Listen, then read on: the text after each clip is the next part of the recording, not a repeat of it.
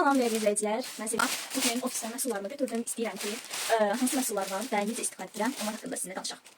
Deməli, ilk öncə belə bir ağız yaxalayıcıdır, Dentamedin. Çox gözəldir, tez-tez istifadə edirəm. Ağız qoxusunu aparır, dişləri gözəl təmizləyir və gördüyünüz kimi də həcmi böyüdü. Saçlar üçün belə bir şampun. Deməli, bu həm keratinli saçlara gedir, həm yəni bütün saç növlərinə gedir. Həm saçları gözəl təmizləyir, dənləməsi, həm kəpəyə aparır, həm uzadır. Ən sevdiyim şampun da ən gözəl də bilirsiniz nədir? Hara getsəz özünüzlə apara biləcəksiniz boyuna görə. Belə bir bambu diş fırçasıdır. Mən bunu çox sevirəm.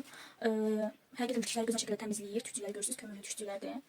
Çox yumşaqdır və çox gec yollanır. Tövsiyə edirəm. Bu doktor sanalarından, daha doğrusu doktor sananın bu sabunlarından nə qədər danışsam yenə azdır. Bilirsiniz ki, hər zaman mən bunun kollagenli olanından istifadə etmişəm. Daha doğrusu istifadə edirəm. Və ən çox istifadə etdiyim də bu ağartıcı sabunlardır. Düzdür, zaten mənim ehtiyacım yoxdur.